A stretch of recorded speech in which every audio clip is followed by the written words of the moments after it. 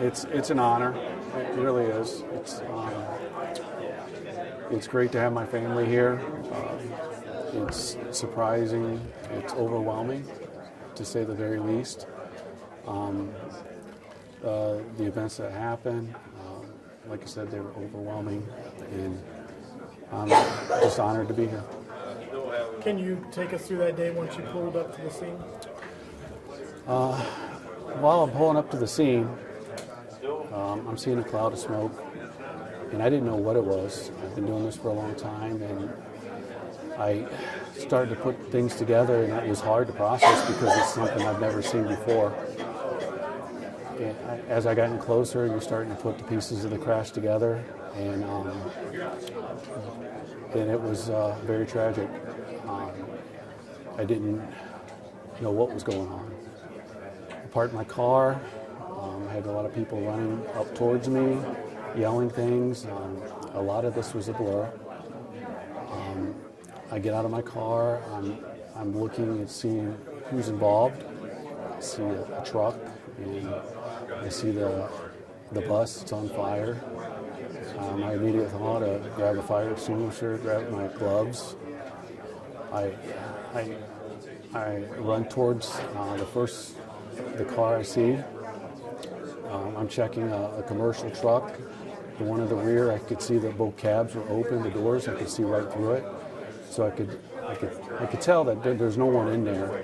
I'm coming up to this Toyota.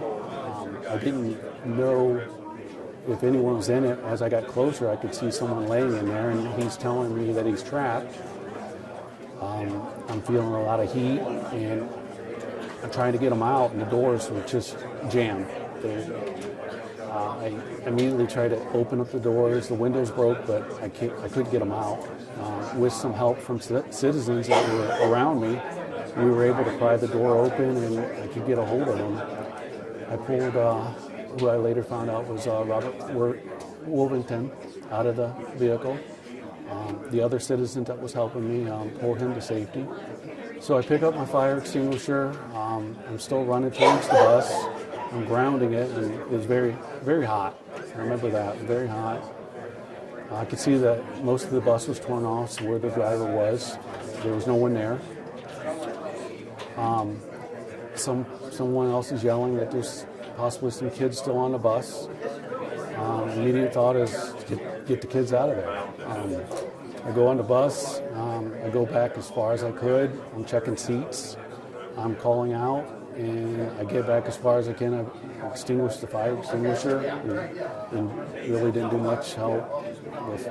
All I saw was a cloud of smoke towards me. I went back as far as I could, and there was no one there. I get off the bus, and my immediate concern is just getting an account on these kids. And I tried to look for, I'm shouting to a teacher, and I get a hold of one, and I'm checking. I'm telling them to get a count of the kids. I know who was on that bus. I want to know what's going on here.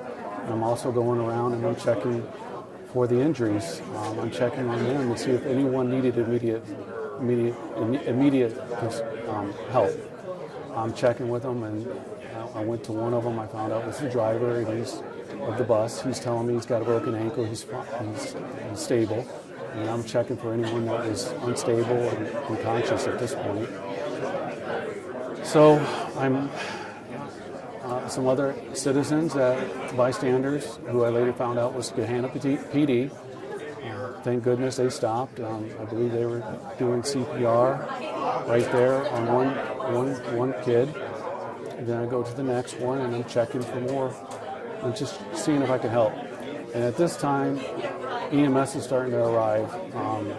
So I'm trying to point them into the right direction, but there's injuries everywhere. And I try to do just try to point them in the right direction. But yeah, it was chaotic.